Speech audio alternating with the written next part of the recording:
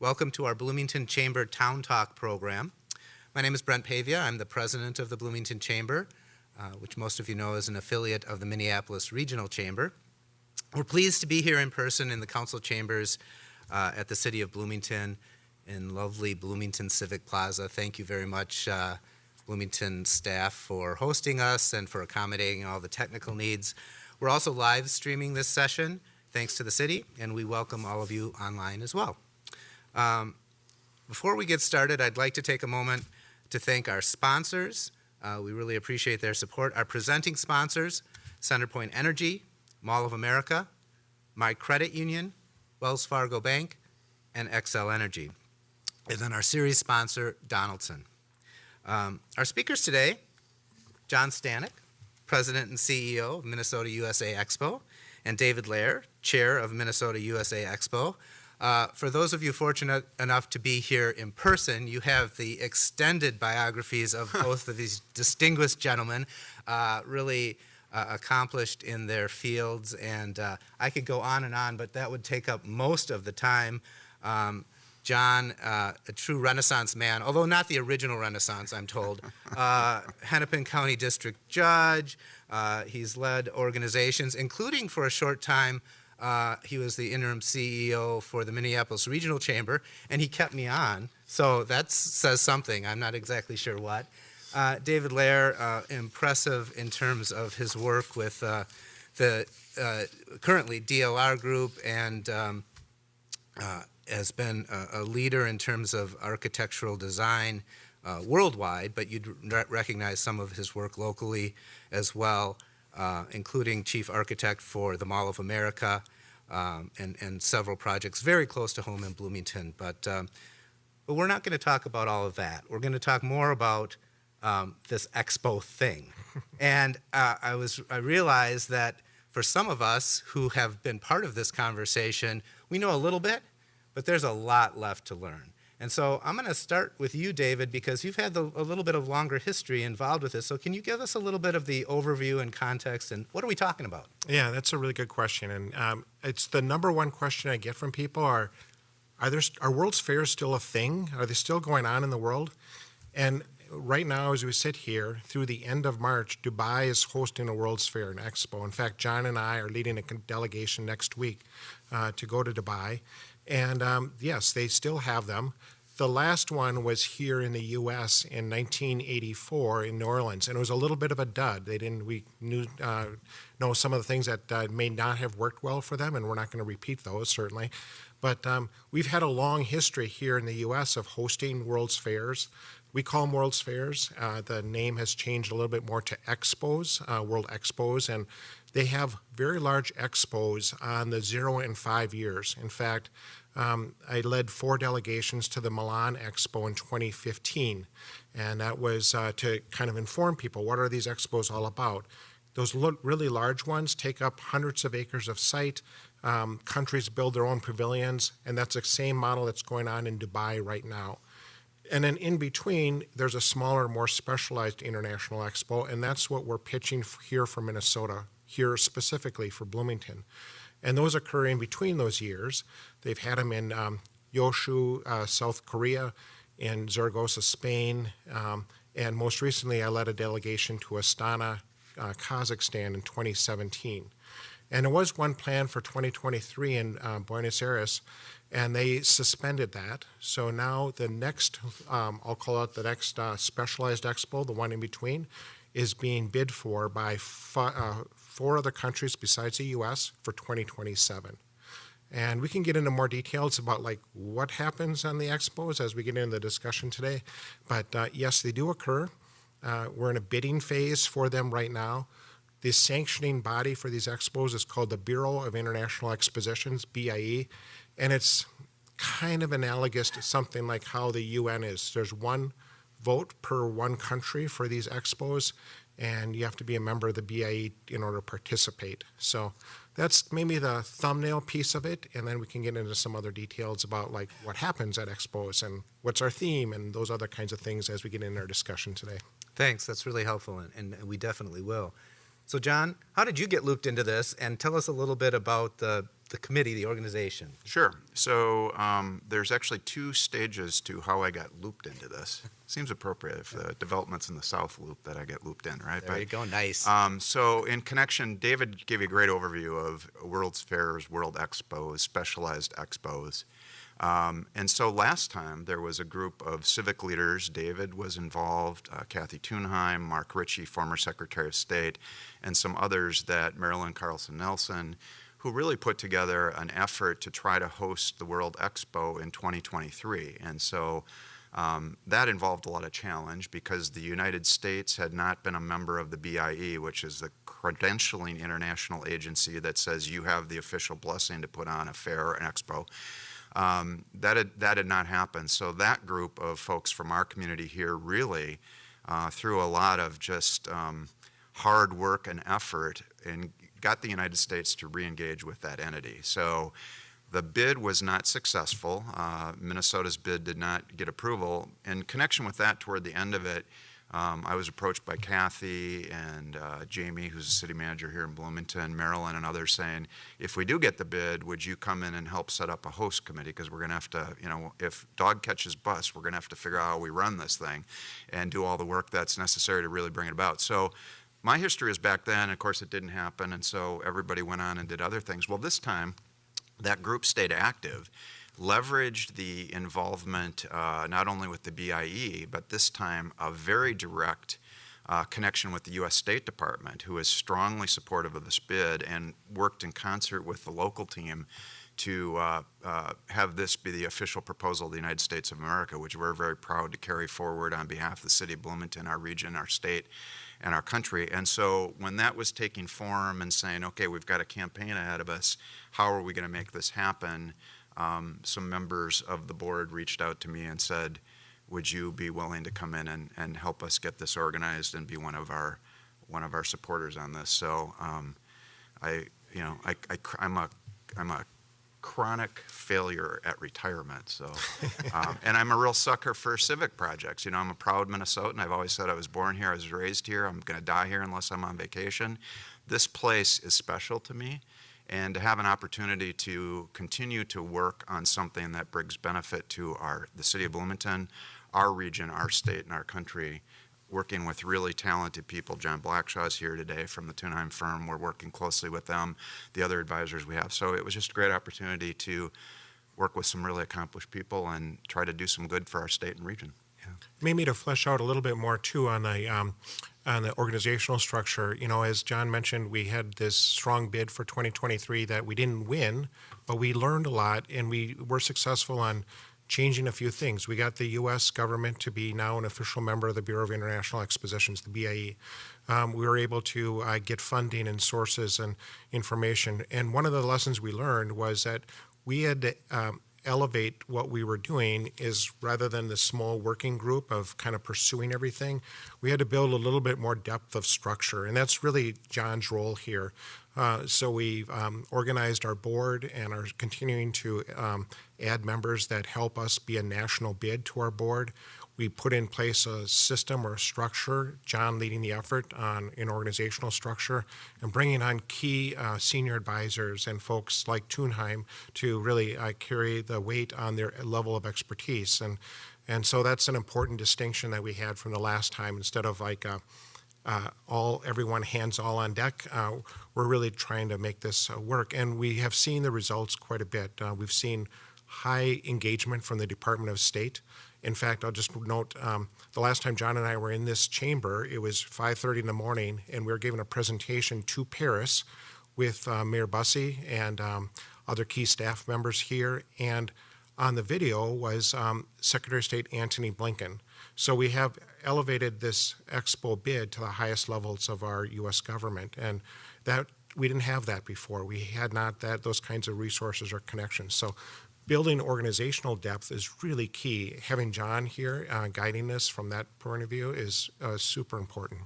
Great. Yeah, I think, it's, I'm just going to stick a little bit more with fleshing out about the bidding process. And that learning from last time, which Yeah. I think is critical. And it's really important. You both mentioned how this is really a national effort, even though, we localize and we're, the lifting and the engagement piece kind of building out and up. But explain a little bit in terms of that timeline. I think for some folks who maybe just kind of have a cursory knowledge of international organizations, you hear a lot about the negatives in terms of the political stuff. You think about the IOC this time of year. You think about FIFA. I have no idea what the BIE is like, what obviously our engagement as a country back in that organization matters, but what's it like in terms of likelihood and timeline of markers as we go through this process? Yeah, that's a really great question about that, and we get that all the time because it's complicated, and I'll try to boil it down to some of the, distill it into the sort of essential parts. In July, late July, the U.S. government delivered our intent to be a bidder, and that opened up a 6-month window for any other country to be a candidate. And there's 4 other countries right now. Argentina, who had won the bid, and decided not to pursue it in 23, joined in. Serbia is in it, Malaga, Spain, and Phuket, Thailand. And so before the end of January, all 4 of those other countries decided they wanted to be a candidate for this time as well. And that puts now us onto a time frame. And our time frame basically is to deliver our bid application to the BIE, Bureau of International Expositions in Paris, on June 7th of this year. And then the next milestone will be an inquiry mission of ambassadors designated by the BIE to come to DC and to Minnesota and probably in this room and kick the tires a little bit, make sure that our bid file, our bid application conforms and is valid and we demonstrate capability. And it'll be a time for a lot of civic engagement. So we want to ramp up our presence in the community for that September, October of this year timeframe. And then we go into a period of time in which there's an international campaign. And in that case, we're visiting lots of heads of state. For our last effort alone, I visited 78 different embassies in Paris and spoke with heads of state of many different countries in support, asking for their support and asking for their vote. And I guess I wasn't as persuasive as I thought I was at the time. But, those things happen, and there's a dynamic with other countries voting. So so that vote will occur in June of 2023. And then we'll have a short period of ramp up between June of 2023 and opening day, the weekend after Mother's Day, in 2027. So that's our plan generally. There's one other aspect, and we get this all the time. Is it like the Olympics? You have these facilities that can't work, and we'll cover a little bit more maybe about how those things work. There are sort of wonderful icons that have occurred. In 1889, the Eiffel Tower was built as part of a World's Fair. In the U.S., we've got the Space Needle in Seattle as a remnant of the World's Fair. The San Antonio Riverwalk was put in place for World's Fair in 1968 in San Antonio. So there's all these things that occur, and yet we don't want this legacy to be some like facility that runs goes into mothballs like the Olympics. We don't want to take the treasure of our community and invest it in something that can't be used in the future. And we believe our plan for health and well-being, which has never been done before in an expo, can attract our whole kind of future idea of what the legacy might be all about. It could be more in the order of a cure for cancer might be the Minnesota legacy rather than an icon like a Space Needle. So we're very tuned in to not overshooting or having facilities in the long term after the expo is done that might not represent the best of Minnesota. Yeah, that's really helpful, and we'll talk a little bit more about kind of ideas on the specifics in a bit. But John, I wanted to talk to you about money because there's like dollars that are kind of floating in my mind when you were just talking there, David. First of all, about just in terms of the bidding process and what's needed there, and I think there's also that perception. I mean, we've done some big events in this region in the last several years. Nothing quite on this global scale. But, costs, who's paying, benefits, that kind of thing. I'm curious about fleshing out a bit. Sure. So recently, our board adopted a budget to support the bid effort. And so what that involves is preparing the presentation that goes into the BIE, that David will be leading up that effort. We have these meetings and these touch points or checkpoints with BIE and the other nations that started, as David said, back in this room when we made a presentation to the BIE in December with, Secretary Blinken, the United States Secretary of State leading off, Governor Walz, Lieutenant Governor Flanagan, Mayor Bussey, and also the head of the Hazelden Betty Ford Foundation here in Minnesota, showing the community support for this effort. There are a number of things we need to do to fund those activities as we go forward. So we've adopted that budget. We're in the process of fundraising. We've had some good early success, but we have a ways to go on that. The funding that we contemplate is to be privately funded. So we're going to businesses and foundations, some philanthropic individuals. At this point, it's not anticipated in our budget that we'll be getting government support. As a matter of fact, the United States government has some limitations on what they can and cannot do with regard to funding. So the budget approved by our board, we're looking to fund that privately. There will then be a need, if we're successful, when we're successful in getting the bid, what we need to build out the infrastructure that will be necessary, that will be another leap. So I would look at this in two phases. Right now, we're in the bid process. It's what can we do to put together a credible winning bid, and what do we need to make sure that we're putting our best foot forward in that regard. We're also going to have to be giving thought as that process comes to a decision in June of 23 is what does the next level of this effort look like in terms of a host committee. One thing that distinguishes it, David touched on it, is this is not a short-term event. This will be an event over 3 months, basically. So it's like a number of Super Bowls, if you will. And I think it's just incredibly important for the community to understand that our intention isn't, we're not aiming for 2027. We are certainly aiming to get the approval to host the Expo in 2027. But what we're looking at in our efforts are how do we create sustainable development, economic opportunity, and advance our region and our state in the national and international conversation to be a competitive environment for jobs on a going forward basis. So I look at this as 3 hops. 1, the bid process to get the bid. Number 2, the host committee to put together an amazing event, but leverage all of this activity to look after the Expo is over in 2027. What have we done to leave the community in a better place with some strategic assets going forward? Yeah, I mean, it's really this is an economic development opportunity on a scale that we really haven't done, right? I mean, yeah. Or am I editorializing too much there? No. And then so the need, I really appreciate that in terms of ramping up engagement and that fundraising piece. Is it mostly a combination of local or regional companies and then maybe national companies that are associated with the health and wellness theme, or what's that kind of target piece looking like? It's both. I think that our starting point has been local companies and organizations, particularly in the health space, because that's the primary part of the theme, or a primary part of the theme.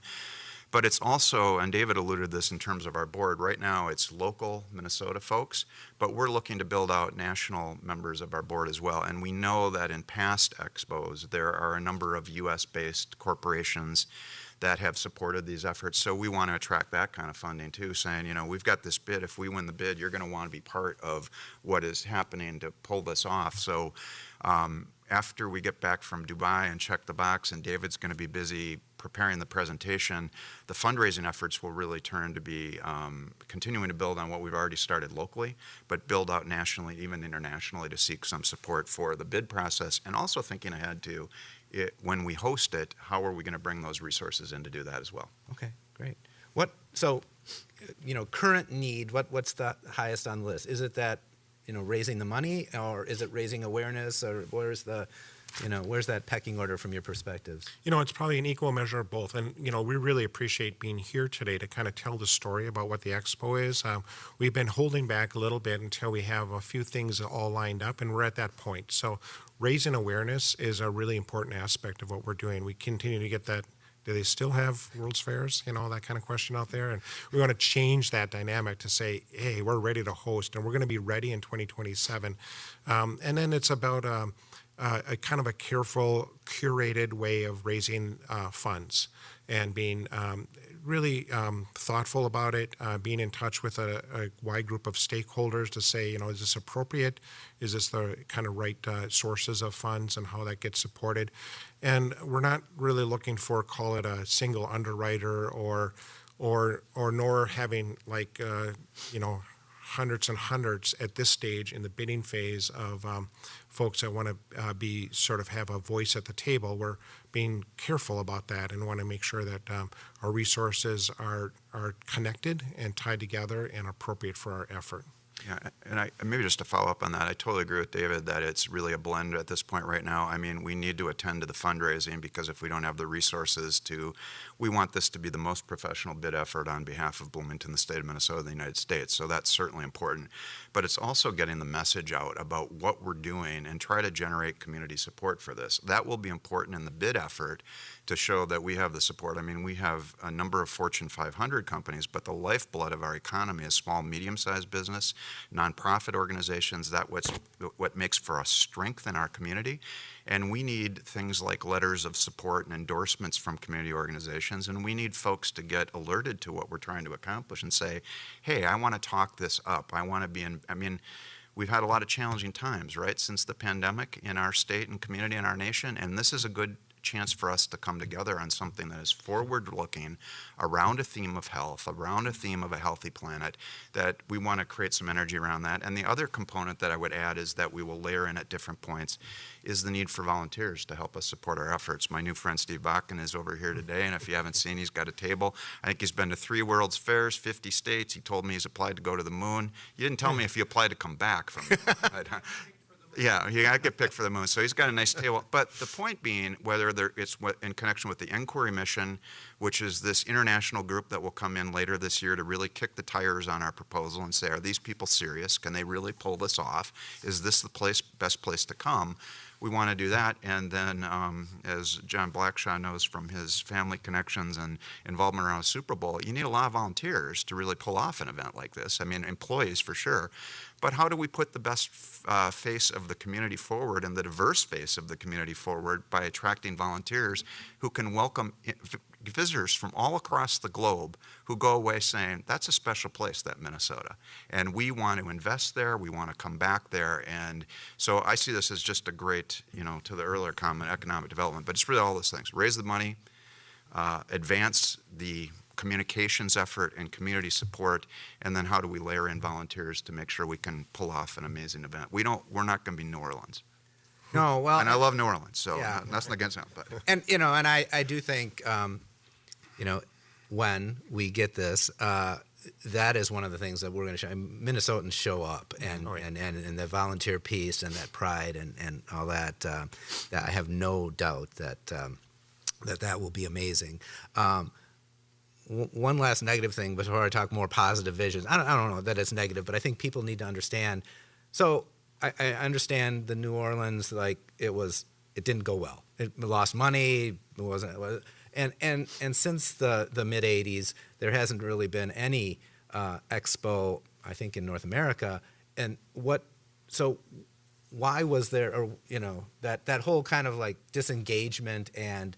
I mean, you really kind of that lift of not only awareness, but like we should be in this game and that it's worthwhile. Talk about like what's happened in these last 40 years. Yeah.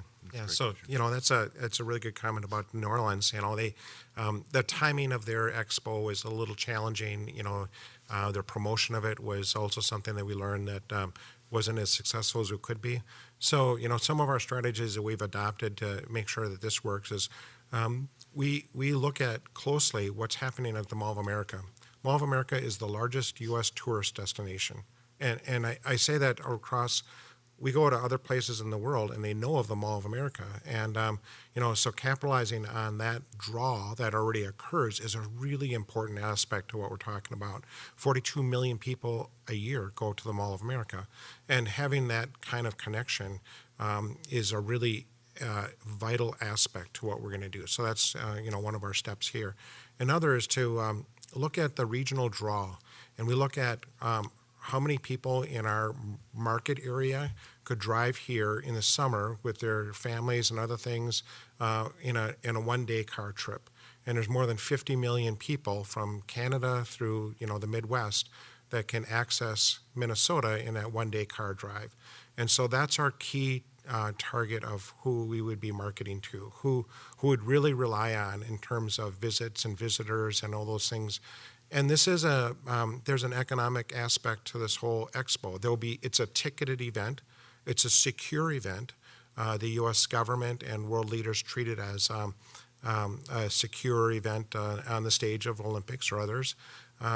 And we know that there will be maybe as much as 10%, but probably not much more than that. We can't count on much more than that, of international visitors. It'll still be a lot. It's just that we're not going to bank on having all the people fly in from other countries. So when we host in 2027, it'll be a blend of us locals. It'll be a blend of the Midwestern folks.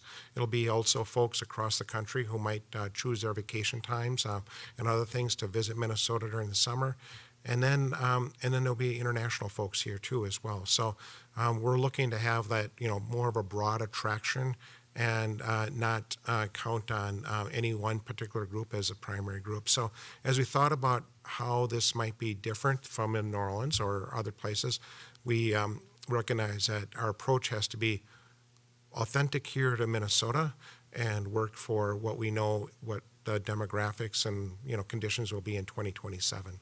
And I think that as part of, just to add on to that, as part of the dossier or the presentation of our proposal to the BIE, we really need to have a robust analysis of how we can pay for this and how we can pull this off, because the BIE is very sensitive to not credentialing or giving approval to a country to host one of these that does not have the capacity to pull it off. So they're going to put us through the paces, which is good, but it also requires us to do a lot of advance. Again, looking at this as through the bid process, we're forward-looking and saying, how are we going to generate the resources to be able to host the event in the way that we've proposed, and then how do we make sure that's successful, not only from a financial perspective, but in leveraging the assets of the state around these key areas of job opportunity and economic development. So, that's part of the reason too, in developing the budget, we're doing a serious look by having taken a hard look at the economic analysis. And the bid process is minor compared to what it will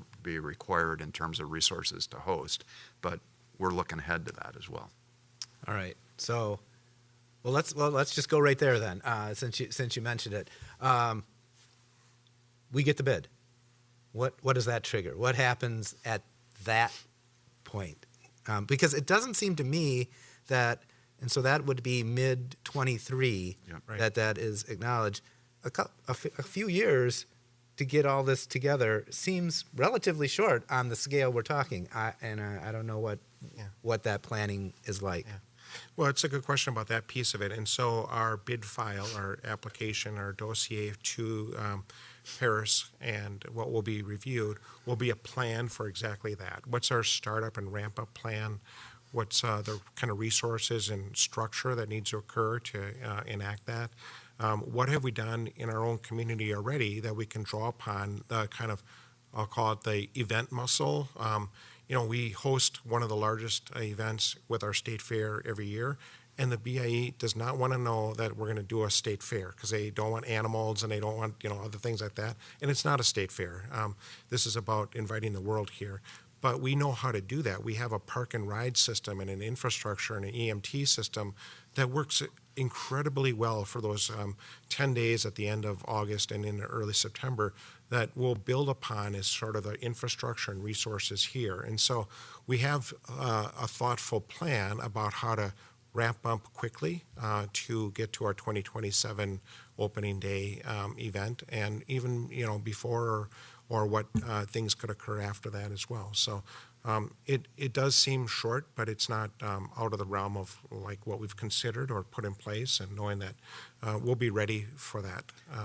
that's what we're planning for. And we're tapping into a lot of activity that's already underway. Bloomington for some time has been looking at how to develop the South Loop, right, and how to make that a complementary economic development to the Mall of America. And so we're working very closely with the City of Bloomington. The Bloomington Port Authority did in connection with the last bid, and doing here again to say, what are your thoughts? David's been intimately involved in those discussions about how are you thinking about use of that? How could it fit into the Expo? How could the use of that site be leveraged post-Expo, that the economic development or the development of the site really feeds into ongoing sustainability and economic development. So it's really, in some ways, we're also leveraging conversations that have already been taking place and bringing those into a common purpose with a certain urgency. Because you're right. I mean, if in June of 23, we get the bid and we're hosting an event in the summer of 27, we're going to have to move quickly. I would say that just from, being the kind of the organization guy on this, it also is going to be, we're not going to wait till June of 23 to wait with bated breath on the phone call, did we win? We've got to be forward thinking about how do we set up the host committee? How does that differ from the bid committee? Where are those dollars going to come to support the effort? How are we advancing conversations that are in place to pick up? Because there's going to be interest from funders once we win. Sure. That maybe are sitting on the sidelines through that process. They're going to say, how do we get in on this and how can we be supportive? Similarly, a lot of the work on the actual development of the site will be taking place leading up and to those conversations. So we need to at least have a structure blocked out. It's not, it would be irresponsible on our part. We are not going to let it happen that we're going to wait for that phone call and say, well, now what do we do to actually pull this off? We will be working forward. Right. I have no doubt. And we have some experience with successful bids and that sort of thing. So let's talk a little more. Let's get local. Let's talk about the site. Yeah. And David, I was a little disappointed that you were kind of downplaying having really some iconic structure that would last the forever. Next Eiffel Tower. Yeah, because I think you might want to rethink that. But what needs to be done in terms of the site itself and the opportunity there? So we want to be sensitive to a couple issues around it, but we are focused on the South Loop, and we have some working, as John mentioned, with the City of Bloomington on the specific parcel of land, and we'll be working through that here shortly. But without getting into too many other details, we know that there's some tremendous advantages, things that we know that work really well. Clearly, it's the Mall of America transit station is the busiest and most widely used transit station in the whole metro. And so, that's a really great advantage. It has one of the light rail lines there, so we have some access to the specifics of the site. It also, surprisingly, we learned that this was a real benefit. A 10-minute quick shuttle from the airport to the site will mean that as heads of state come to Minnesota in 2027, their security details and their diplomatic corps will not be kind of bogged down in traffic or have some other kind of secure means. The accessibility of the airport in particular is a real feature and kind of selling point of South Loop and the kind of considerations that we're taking into. The fact of the matter is that there's some other things that need to occur to support an Expo. Speaking with the Swiss delegation, the Swiss government supports building out their pavilions and their Expo events, and they anticipate about a year and a half before our Expo would open, they would have 40 people on the ground here in Bloomington to help prepare, plan for, put in place their exhibit for 2027. And so, you can multiply that by, that's a highly supported country, but other countries will have 800 or so international visitors working on planning for this, and we have to accommodate those in an array of housing. We're not going to build a Expo village of just housing just for that event, but there'll be those kinds of accommodations and infrastructure. We know that the site can support those kinds of elements. In addition, there's other things that we've discussed, integration of more bike lanes and other kinds of routes to take advantage of. We're right on the edge of the Minnesota River Valley, so that's a tremendous natural asset that most other countries are so envious of, that kind of natural playground that we take for advantage. I mean, we can practically see it out the window here from this chamber, and that's a terrific selling feature of what this site is all about. And then I would be remiss if I didn't mention that 1/3 of the hotel rooms in all of our metro area occur in Bloomington. So, these international visitors are going to be coming into Bloomington, are going to be coming into our metro area more widely. They need accommodation to stay. We have a really good infrastructure to accommodate that. It's different than the Super Bowl where we have to lock hotel rooms for a certain event, but we have a great working relationship through the Bloomington Convention and Visitors Bureau and Meet Minneapolis and Visit St. Paul on the kind of call it the tourism infrastructure that's going to be required to communicate that. So all those things kind of go into being, call it the infrastructure of hosting the site. And then we have some ideas, and without getting into details because we have to really develop these at a better level, but we want to make this the most sustainable and environmentally tuned expo that we can, that has ever been done. We want to have a sense of vibrancy and excitement. Many of these expos that we've been to, they do nice events and some stage shows, but looking at even this past week at the opening ceremonies of the Olympics, well, we could do something of a caliber like that here in our community because we have the facilities to be able to do that already. We can rely upon some of our event spaces, our orchestra halls and US Bank Stadium and other events that are already part of our infrastructure in our community, already part of our development strength that we already have. And so those are really important aspects to what we're going to be doing for the site itself. There's ways also to look at, I'll tell one quick story. I was really taken with, I just thought it was a wonderful story that the Principality of Monaco set up for the Milan Expo in agreement with the African country Burkina Faso. And the agreement was Monaco had a wonderful pavilion and kind of expansive display in Milan for their expo.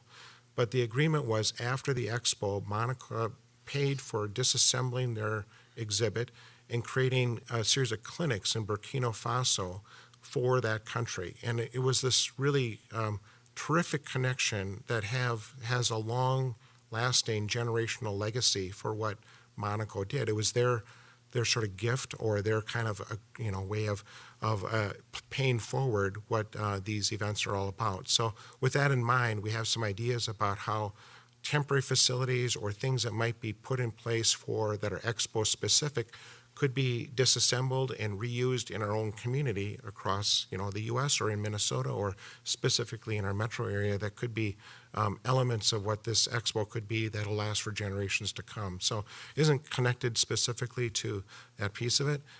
And just for you, Brent, we'll have some sizzle, some things that'll be like, longer term events or people will come. We know there's folks, that love these World's Fairs, and they go to the expo sites long after they're done and want to tour them and be part of it and feel. You got to get a picture, and you got to be able to say, "Hey, I was there." Right? That's exactly right. Yeah.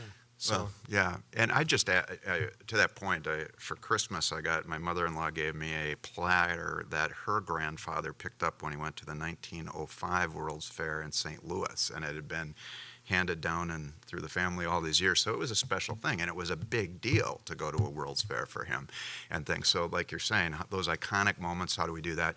The other thing, David did a really nice job of framing things out. The other thing that I think of is, as I've been more engaged in getting involved in this effort, is what does this actually look like, or how does this go? So, for example, when we go to Dubai, think of this. Countries across the world have their own space within the expo that they're promoting what they're doing around the theme of the expo. Ours is Healthy People, Healthy Planet. So it's a space, it's a place where all these countries, as David mentioned with the Swiss and others, come in and build something that really showcases their nation. One of the things that's really great about expos is it's really another thing like the Olympics, where for the most part, people set aside their geopolitical differences, their cultural differences, their religious differences to come together in common purpose around these themes. So countries will come in and have space within the expo site in Bloomington that they will showcase their country around the theme of the expo. And then the question becomes, what do you do with those spaces when the expo leaves and they pull out? And, you know, again, this is under formation, and I don't want to get too far ahead because I'm not the idea person, David is, and how to make this all happen. But the reuse of space that, for example, an incubator company around medical or med tech could come in and say, in concert with others who are located in a cluster, create economic opportunity, research, development, and jobs on a going forward basis. So that's where the opportunities come from. We plug people into a space, and then we reuse the space within the community for economic development, jobs, research on a going forward basis. And if I might personalize for 1 second, this is particularly an interesting project to me personally because when I was young, years ago when I was young, I was with the Bloomington law firm, my first law firm I was with, and it was at the time when the Mall of America was an idea. And I remember Mayor Lindau at the time and Governor Perpich got some grief around, you know, a big shopping mall, that'll never happen. And it happened, and I was with the firm that represented the Bloomington Port Authority on the negotiations related to the development of the Mall of America back then. So it's a really kick to come in now and say, how do we further build that out in Bloomington for the benefit of our region? And it's not it's, as David said, a prime tourist destination that really showcases our community. So that's what we aim to do at the Expo as well. No doubt. You can prove all the naysayers wrong. And John, don't sell yourself short on the ideas. You have good ideas, and what I really most appreciate knowing you is they're positive. I mean, you really find a way to, to make the most out of everything, and so I do see that as a benefit leading this group. I'm going to turn it over to the audience in just a second. So think about questions. Get your hands up for Anna to come over to you. Want to just touch base a little bit on what you were talking about in terms of the theme. Mm-hmm. Obviously, health is a concern for everybody. How do you make it so that connects with the really broad audience and people don't feel like, oh, that doesn't apply to us, and yet still, is a big draw? And so explain the theme piece of this a little bit more to me. So we have around the theme of Healthy People, Healthy Planet, David's got the pen to draft this dossier, our formal bid that goes in, and the support for the theme, not only in terms of laying out what that means in concrete terms, but then also there's a separate presentation of the BIE to talk about the theme. So we've been very fortunate to have established a Health and Wellbeing Advisory Board that is working in concert with our efforts. Dr. Jacob Toller, who's the head of the medical school at the University of Minnesota and is an internationally recognized transplant surgeon. If you have a child who gets sick anywhere in the world, we are so blessed in this community to have the University of Minnesota's Children's Hospital, Gillette Children's, and Children's Minnesota. We have some of the finest children's hospital systems in the entire world. He's a leading voice in terms of pediatric transplantation and what can happen. Dr. Patricia Simmons, who's emeritus member of the Mayo Board, physician from Mayo, she was chair of the University of Minnesota Board of Regents, is on our Expo board. She's helping with that effort. We have some resources from Blue Cross Blue Shield of Minnesota. And what we're really doing, to your question, is building out what does that theme mean. So health is an area where the United States and Minnesota in particular are recognized. I saw a news feed this morning. We have the best chance of a long life in Minnesota. Part of it is because of a number of factors, but healthcare and health is a big part of that. So in building out the theme, there's a couple things. That group is working now to refine what that might look like, what we would want to focus on as part of our theme. And it includes a wide-ranging array of issues. The United Nations has some sustainable development goals, which include some specifics on health. Those include things like, how do we handle a global pandemic? I mean, what do we do in that area? What do we do about the disparities that exist in healthcare? In the United States, it's based on zip codes, but it's an international problem. And so how do we address some of those health disparities between developing nations and industrialized nations? And so there's a whole host of factors that we are working on to build out those specific themes as part of our proposal that then, if we're successful, will be translated by the countries who want to come and be part of the Expo. They will say from their unique perspective, here's how we want to talk about these themes in connection with the Expo theme. But also there's programming that goes on during the Expo that we can lead and be facilitating and participating in the countries and the visitors come, themes that touch on an array of health issues. And I would say it's not only traditional healthcare kind of issues, it's medical technology. How does that have the opportunity to be transformative? It's you can't be healthy unless you have access to nutritious food, and we have an adequate food supply on a global basis. So just clicking across this, in the health space, we have some of the world's best. The hospital systems are referred to, Mayo and the other systems.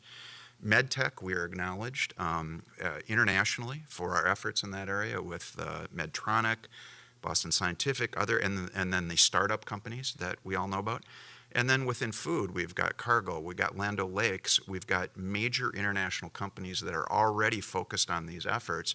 So we have a real story to tell in terms of what we're already doing, but we can learn and we can collaborate with the rest of the world. And so, and perhaps not ironically, all of those things I mentioned, medical, med tech, agriculture, are sweet spots for our region and for our state in terms of promoting and advancing our economy. So, a number of things are syncing up quite nicely, and I'd leave it to David maybe for more specifics. But. Well, I'll illustrate it. Just a couple of things we've been thinking about is how to have, pavers that we walk on throughout this expo that help generate electricity. So we're taking advantage of people walking and, helping power the expo itself, or having other well-being aspects like daybreak yoga or other kinds of events. And in planning for the use of people coming and arriving by bicycle, that has never been planned before for an expo, but having bike parking and priority for those kinds of things are really important, and taking advantage of that those systems that'll be here in our community for forever, after the event like this. And so, taking advantage of those things. And I'll mention one other dimension to this expo, what I find just super fascinating. As much as we believe the greatest health story to tell here in Minnesota, sitting across from foreign leaders, they'll say, oh, you in the U.S., you're a wealthy country, you spend $4 trillion a year. Why would you want, our little country to come to Minnesota? And we want them to tell their health story. We have, my retort back is, you don't have an opioid crisis in your country. We do. What can we learn from you about what you're doing in your country? You have better maternal care and lower mortality rates for infants than we do in our country. What are you doing that we could learn from you? So the idea of the expo itself is for that idea exchange to come out of it with a global understanding of how we work together cooperatively to be better prepared for events like we're all currently facing with a pandemic, but how can we adopt and best practices and kind of key things that we can change for generations to come, well-being outcomes and health outcomes, and get us in the right frame of mind. And for me, that's really exciting. So, Great stuff. Thank you very much for that. I wanted to open it up to the audience because I could talk to you guys forever. So, Mr. Blackshaw from Thunheim. John and David, terrific presentation, so thank you for that. What can the Chamber and then businesses at large here in the Bloomington area do to help support both the bidding effort and subsequent to that? He wasn't a plant, by the way. Well, that's a great question. Well, I think first of all, I want to thank Brent and Anna and the Chamber for hosting this event this morning. This is part of what businesses can do, is engage in a conversation. And hopefully one of the things we're conveying is that we've got a lot of enthusiasm for this, but enthusiasm alone doesn't win the day. We're doing a lot of hard work behind the scenes to roll up our sleeves to make sure this is a good bid and that we can pull off this event in a way that we can all be proud of. But I think in the short term, certainly if, I hate to be kind of like the Chamber guy always, but if you're interested in financially supporting this effort in some way, we're always interested in having those conversations.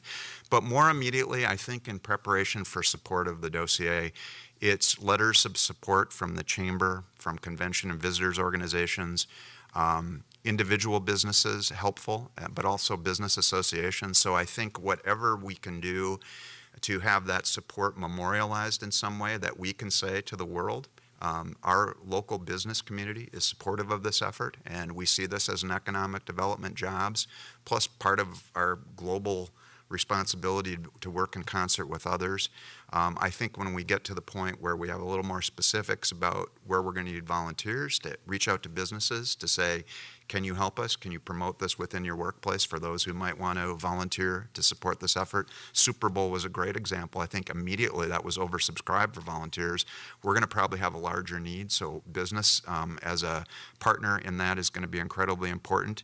And then I think it's the notion, John, of if you like what you hear here, tell others, right? So it's also, I think, important, because I think David's right, kind of when I was first approached back in 23, I was kind of generally aware, and I'd had some conversations with Mark Ritchie, but hopefully we've started a conversation today that goes beyond, an expo, that might be kind of cool, the Eiffel Tower, that's iconic, but what does it actually mean around these themes, and why is this good for our community, and why is it exciting, and not just for 2027, but beyond. And so I would say kind of being brand ambassadors for us, if you like what you hear, say, these guys were at the Chamber event in Bloomington and talking about this, and it sounds kind of cool. Get the conversation going. But I don't know, David, what else? Yeah, there's a couple things. I want to really express deep gratitude towards some of the partnerships we've already forged. For example, we have a memorandum, we have an agreement, a financial agreement with the Minneapolis Regional Chamber, and the Bloomington Chamber is part of that aspect, for some of our financial controls and how we're operating and kind of working through that. In other words, we don't have to build a whole accounting staff ourselves under those things. We can rely upon the expertise and good business practices of the chamber itself already in place in order for us to function. And that's a great relief. We've have an agreement with the Bloomington Convention and Visitors Bureau. In fact, our address for an entity, our Minnesota USA Expo nonprofit organization, our address is actually the Bloomington Chamber's offices. So, the Bloomington Convention and Visitor Bureau's offices. And so, we're relying on the kind of resources and depth of what already occurs in the community. We are working through an agreement with the city of Bloomington on site. The council here in this chamber already took a vote of supporting the expo, and so now we're working on formalizing what that relationship is all about. And there'll be others. We also know that just this week on a call with John and I had with the Department of State and the Department of Commerce, there's talk of bringing Secretary of Commerce Raimondo here to Minnesota with 100 largest business leaders. And when that occurs, that's months and months in the planning. But it's on this issue about Expo. She wouldn't be coming here if it were not for us holding this Expo. And so we want to pull in those kinds of things and then generate a lot of support in the community. There'll be other dignitaries and other folks that'll arrive, and we want to coordinate our efforts, be strategic about it. And part of it, quite frankly, is also we want to be realistic about we want to get the most return on our investment of efforts. We don't have an unlimited bank account to put on advertisements on radio to get the word out. We want to be super strategic about it, use our resources wisely, and get that return. So it'll be a buildup. We'll look for strategy on communications, on public relations, and getting the word out.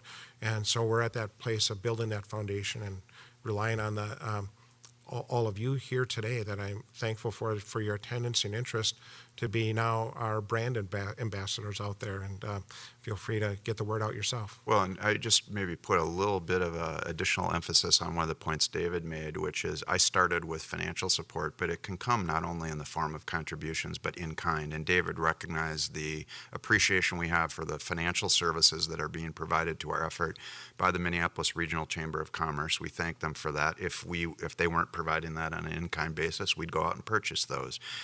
We have people that that are helping us on the technology front with some in-kind contributions. David mentioned the Bloomington Convention and Visitors Bureau, which is providing us an office, which is providing us a legal address, which is helping to staff our meetings, providing meeting space for that. If they weren't stepping forward to do that, we would have hard costs that we'd have to go out and raise money.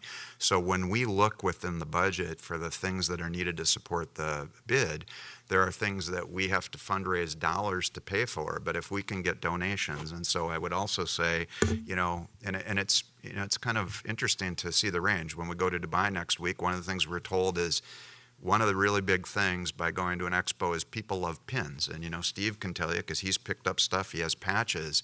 These tokens of, it's like you've probably seen in the Olympic coverage over many Olympics, that the trading between the athletes of their country's pins is a big deal. Well, we went out and purchased some pins. I mean, small dollar expenditure in the scope of this entire effort.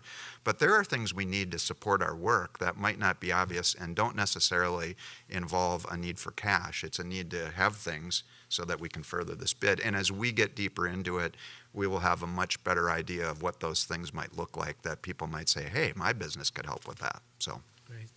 Another question? In the current of thought that you have going on, is there any thinking about how to add a virtual aspect to this to, once this is happening, bring more minds to this location from across the globe that might not otherwise? It is our world these days. Yeah, I think the short answer is yes. And, David's going to want to jump in on this too, but we've already had some conversations with some local companies that have some phenomenal technology. And you've probably seen, we've all seen, where you can go and visit a historical site and virtually walk through it. The question becomes, how do we make sure that we want people to come here to spend their hard dollars in our community and to see the site and touch it? But in the museum world, for example, in the arts world, organizations are increasingly driven. Probably it was going to happen anyhow, but I think it's been spurred forward even more by the pandemic to say, how can we monetize a connection with a place that doesn't necessarily involve being physically present there? And so, without getting into too many details, because that's take a lot more form, but I've seen some early technology that has been used for other sites around the world that blew my mind in terms of how you can almost virtually be here. And so the question is, that's another way for us to promote the attraction and to figure out a way to monetize and have those connections. But David? Yeah, a couple things on that. It's a great thought, and we've been thinking about this in many different ways. And so, there's a sort of tiers of being somewhat passive. Any one of us can go on YouTube and see videos of the Dubai Expo currently. They post those. But then is there sort of a ticketed route as well? Is there a way that the content is more live, or there's more depth, or potentially, other aspects in our community, in a ticketed virtual way? Do you get a camera seat in the dugout of the Twins game in addition to, expo activities? Or you sit in a chair on Orchestra Hall where a musician might be. So you get a very intimate and close connection to other kinds of events that are going on that you wouldn't get even if you were here personally. So those are ways to maybe elevate that mix of it. I know that in Milan they had like a live stream camera, and it had one channel on their cable network that was just dedicated. It reminded me of like the sites, the websites you can go to that you see a fireplace or something that goes on and on, because it was very static and very boring to see this one camera shot in Milan, and that was their sort of digital platform, their digital outreach, and that was like it's got to be better than that. But we hope to draw, in addition to the virtual ticketing aspects or other things, also promote this in a bigger way that has not been done before by having our own communications on-site platform. So if you can imagine the Today Show being broadcast from Bloomington during the Expo, or CNN having their site here. So accommodating that level of communication is also another important and really vital effort to not only communicate what we're doing, but to also draw in some other pieces. In preparation for that, we've had some preliminary discussions about other web content or live streaming content or other things. The nature of media is changing quite a bit, but how do we connect with the food channel, for example, on the ethnic diversity of food that's going to be offered from 180 countries participating here in Minnesota? How do we showcase our local ethnic food that we have here already that are well connected and make that part of a longer term story? How does the National Geographic Channel, for example, showcase or feature different parts of the world and then tie it back to the expo that's occurring here in Minnesota? So we have lots of ideas. We have to kind of formalize those. And just one last point on this, even today's event, right? I mean, we have people who are joining us online, and they could be sitting with their coffee on a veranda in their condo in Florida, or they could be in St. Paul, right? Or they could be in Dubai. And so with all this robust programming that's going to take place during the expo, how can you give people who aren't physically present an opportunity to participate and at reasonable cost? Think about the webinars we've all joined, reasonable cost, but this is content that's interesting to me. I'm willing to pay a little bit to be there. Just really exciting opportunities around that. Thanks. All right, one last quick one, both in the question and the answers, and then we have to wrap it up. Okay, I'll be as brief as I can. See, I'm probably the only healthy lifestyle scientist you have here, so I'm just guessing. I originally started out working in open heart surgery, and I was kind of concerned because I'd watched, actually the nurses were somewhat obese, so they would go out for smoking breaks. So this troubled me. Actually, I've met a lot of famous surgeons. Unfortunately, they are all dead now. I subsequently worked with an epidemiology. He said the problem you're having is that we have sick care here as opposed to health care. And that's important. So we are the mecca of sick care. I've been to a few expos around, and I wouldn't call them legitimately healthy types of things. I have a booth at the Twin City Marathon. I go by the look the part test, a Twin City Marathon that is marathoners. So my question is, in improving your odds of success, if you apply the looks the part test that has an attractive effect, sick care is not sustainable anywhere, not even here. Is it possible to maybe have dress rehearsals of an expo that really does look the part? And then, could you be moving in that direction right now and actually say, like I've seen expos around and they don't look anything like Healthy Life. If you had like a expo here in 2023, summer of 2023, that really looked the part, I mean, that's got to help. I'll respond with a couple really quick things here. One is, yes, our plan, in addition to kind of getting ready for 2027 after winning, will be to have a series of conferences, events, and other things as ramp-up events. And that's a really important part of our plan. So, we envision that to occur before, during, and then after as well. And, there's lots of other aspects to incorporating well-being and healthy living into what we're talking about. It's not just the post-sickness kind of condition. And, I read recently how Canada physicians now are given the opportunity to prescribe nature as a prescription for patients.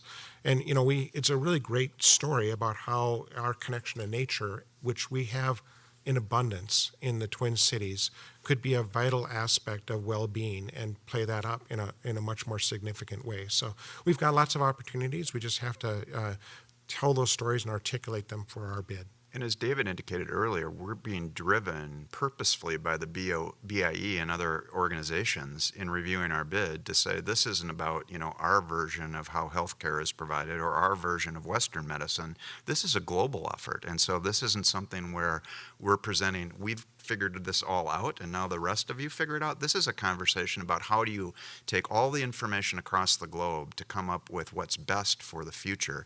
And that's been the innovative part of expos historically, is to leverage those kind of conversations. So we are not coming in with a we've got it figured out or we're trying to have a one-size-fits-all approach to this.